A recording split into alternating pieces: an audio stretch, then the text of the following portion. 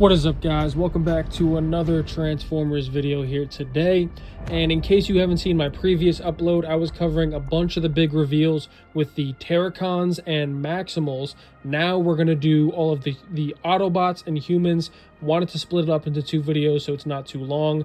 And there were some pretty significant reveals that all went together in that last video that I would urge you to check out before this one, and then come back here and see the rest. But starting off at the top here with the noble leader himself, Optimus Prime, the fabled commander of the heroic Autobots. Current status: cut off from his homeworld of Cybertron for a full 7 years. Optimus currently resides in New York City. Turns into a shiny red 1987 Freightliner FLA with sharp silver trim. General demeanor: stoic, fearless, and thoughtful. Optimus Prime believes that every Autobot he has lost in battle is too many. He is driven to protect those who remain and the humans that live among them in plain sight. Ultimate purpose: he will not stop until the Decepticon threat and the sinister mutations of it.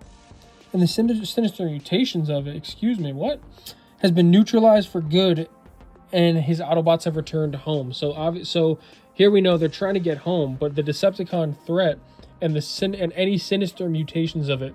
So I guess that's maybe alluding to the Terracons being an offshoot of Decepticons, or maybe there will be Decepticons in this movie. We don't know. We don't know of any at the moment. But combat abilities: when he charges in battle mode, it's one of the most glorious and reassuring sights on a front line. With a left fist that doubles as an ion blaster, okay, he will have his blaster, and a right as an energon sword, Optimus Prime's achievements are legendary.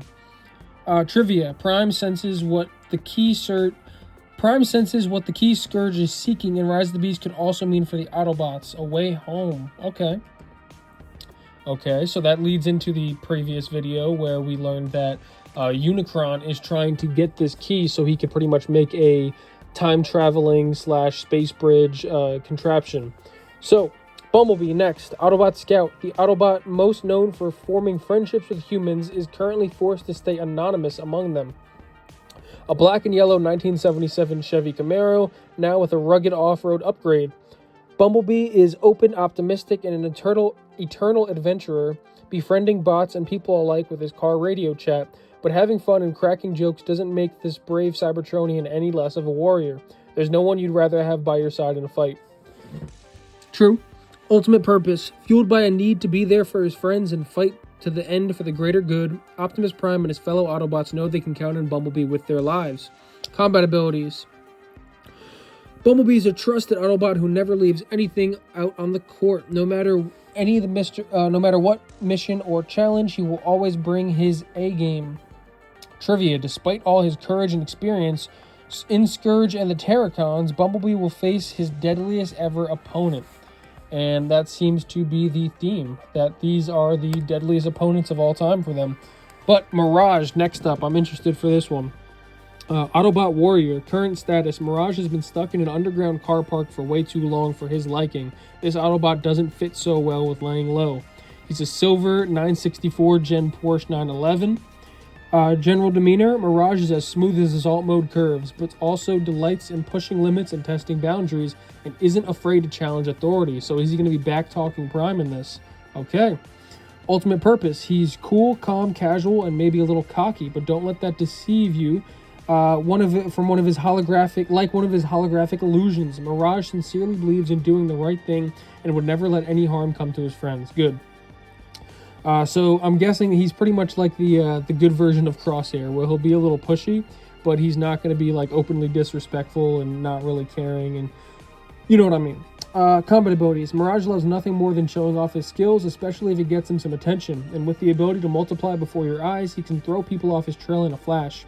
Trivia: as the first Autobot that no one encounters, the pair forge a bond that may prove to be the difference in their darkest hour. Like the wording there. On to RC though. Autobot Sharpshooter, nice. I always like when they keep RC as a sharpshooter slash sniper, as she was in the IDW Robots in Disguise comic. She was literally an assassin and pretty badass. Check it out if you haven't. But current status, having followed Optimus Prime to Earth, RC has patiently obeyed his orders to lay low until required. She may not have to wait much longer. Converts into a sleek dark pink and white Ducati 916 motorcycle. RC fights with focused ferocity and aggressive maneuvers, both on and off the battleground. Maybe what she realizes most is that the verbal sparring with her closest allies, who she would go to... what she relishes most is the verbal sparring with her closest allies, who she would go to any lengths to defend. Like her fellow Autobots, RC is a tireless defender of freedom and the common good, dedicated to protect the right of all sentient beings to determine their own destiny. Nice. In her motorcycle mode, RC dazzles with her agility and precision of movement, but she is also a born hunter and elite sharpshooter, loaded with combat expertise and a double-barreled ion blaster. An Autobot field commander so she is going to be a field commander as well. That's interesting. Fiercely loyal to her leader Optimus Prime, RC fought beside him in the War for Cybertron, as we actually saw in the beginning of the Bumblebee movie. Moving on to Wheeljack, though, is Master Autobot Mechanic, hiding out in South America when Wheeljack gets to call... Oh, okay, so here we get some interesting information. He's going to be in South America. They're not all going to be together in New York. They're going to be spread out a little bit, so that's interesting to know. Hiding out in South America, when Wheeljack gets the call to regroup from Optimus Prime, he's there in a heartbeat. A brown and cream 1970 Volkswagen bus. Alright, here we go. He may not be as naturally bombastic as many of his robot colleagues, but Wheeljack's integrity and technical knowledge, cool, have earned him the eternal respect from his fellow Autobots. Okay, nice. So at least they're keeping him somewhat similar, I guess, to his character in itself. Wheeljack is dedicated to protect mankind from the Decepticon threat that followed the Autobots from their home to ours. So there are going to be Decepticons here? I mean, that's what I'm getting from this. He's committed to ending the war that threatens our planet so they can make a peaceful return to theirs. So they really want to get back to Cybertron. This is one Autobot that's a stone-cold triple threat. As an ingenious inventor, nice, a crack mechanic, nice, and an intrepid scientist. Love to see it. Wheeljack is a critical part of the crew. Okay, so love or hate the design, it sounds like they're keeping the character of Wheeljack authentic to his G1, to pretty much all the iterations we've seen of him.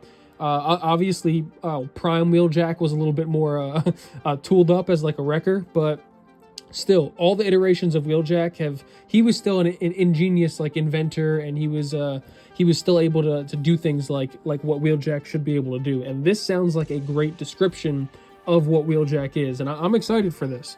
But forget Wheeljack's functional form, because when these wheels hit the road, there aren't many who can match his sublime driving prowess. Okay, so he's going to be, even though he's like a slow, bulky vehicle, he's going to be nice on wheels. All right.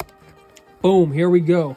Our first details, period, of anything having to do with Stratosphere. Stratosphere. Autobot transport plane, grounded, literally, but ready and waiting to fly back into action. So I guess, is he injured? A military green monolith that's an amalgamation of the body of a C-130 Hercules, the wings of a C-17 Global Master III, and the cockpit of a C-5 Galaxy, and the tail of an Anatov An-225. What in the hell? So he's a mishmash transformer. A king of the skies who's seen it all over his years of service, Stratosphere is a gruff, unflappable senior member of the Autobot team. Stratosphere's vast size means he can fit the entire Autobot team inside his massive cargo hold, and he's always on the hand to transport them to wherever they're needed most. On the ground, Stratosphere may not be the most agile of the Autobots, but in flight mode, he's indispensable and awe-inspiring force to behold, dropping his friends into the fight and providing high-altitude covering fire. As his name would suggest, Stratosphere is an Autobot that will find any excuse to stay up in the clouds for as long as robotically possible. Nice. Moving on to Noah, the first of our human protagonists. Noah. I'm going to bring this closer now. Caring son, doting big brother, reluctant hero in a war between enormous extraterrestrial bots that could end humanity as we know it. All in all, he's had better weeks. An underdog who just needs a break to fulfill his potential. From his first meeting with Mirage, Noah discovers a new purpose beyond anything he previously thought possible. What Noah lacks in kitchen skills, seriously, never ask him to cook you eggs. He more than makes up for in heart. Resolved to give his family the best future possible, Noah wouldn't give up no matter what obstacles are put in his path. An ex-military electronics expert, nice, Now he's back at home. Now that he's back on home soil, Noah is determined to land the civilian job he needs to pay for his little brother Chris's medical treatment. He's brave even when the odds are against him. Still, squaring up to a 20-foot-tall extraterrestrial armed with only a metal pipe might not be the most advisable move. Born and bred in Brooklyn, Noah is about to go on a globe-trotting adventure of a lifetime. Nice. So he sounds like a pretty intriguing character. Then we're getting Dominique Fishback's character, Elena. First time I'm hearing her name. But designation, a keen but largely underappreciated artifacts researcher working at the New York Museum of Archaeology. Elena has spent her whole life reading about the world in books. She is about to start seeing it for herself. She wasn't looking for a fight, but when the Terracons crash landed into her life, Elena is not about to back down. Calm under pressure and confident in her knowledge of ancient symbology, Elena has a passion for mankind's history that might just safeguard its future. When Elena is tasked with establishing the provenance of a mysterious artifact that has arrived at the museum, she notices a marking on it that even her eyes have not seen. Born curious, she sets out to figure out where and when it's from. Not exactly extensive, but she can swing a fire extinguisher like she means it. Elena is lumbered with a lazy boss, determined to take credit for all of her hard work. Okay, cool. So, not as interesting there.